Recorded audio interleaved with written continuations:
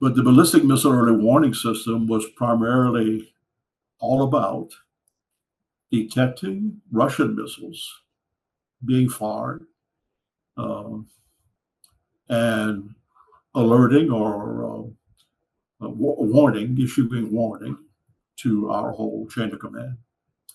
And the chain of command, of course, reached all the way to the commander in chief. Um, and the hope that everyone had, Jillian, was to keep the war a Cold War. That is, without those two nuclear powers using their weapons. Mm-hmm. And secondarily was to respond in case the other power fired weapons. And the response would have been wow. I thought about that a lot, Julian, but the response was going to be an all-out atomic war. Well, and Gil, when you see these huge radar screens, is that what? How big would something have to be for these to detect it?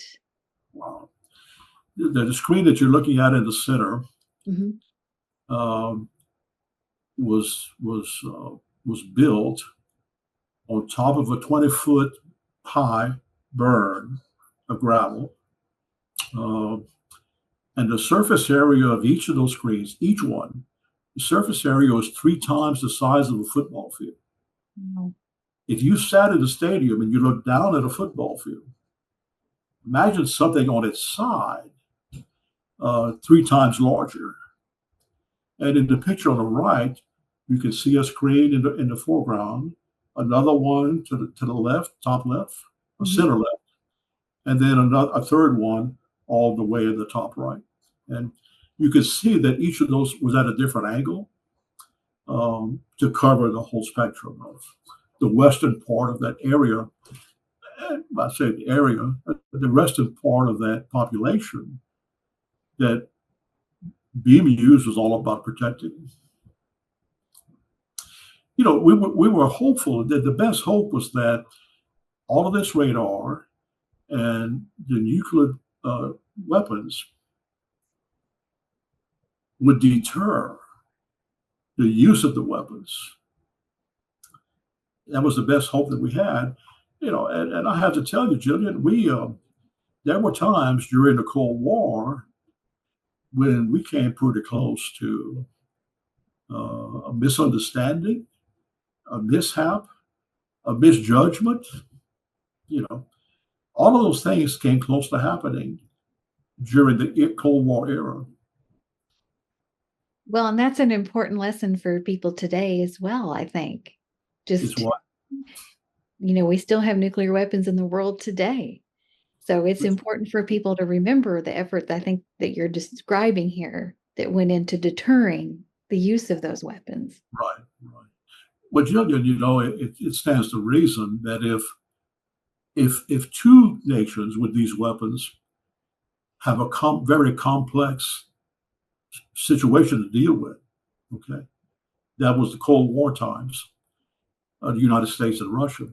Imagine now there are 9 countries that are known to have nuclear weapons. Imagine the complexity of that.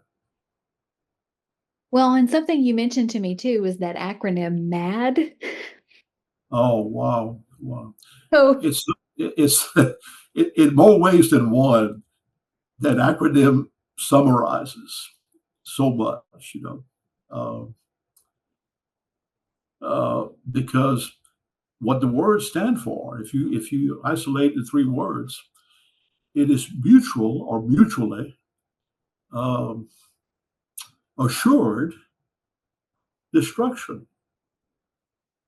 Now, if you ponder those words individually and together, mhm, it truly was mutually assured destruction. It truly was, potentially, potentially. Yeah. potentially. So one of the questions I have, because being out in Alaska, were there any indigenous people or other towns nearby, or is this so isolated that even was Uh, nothing?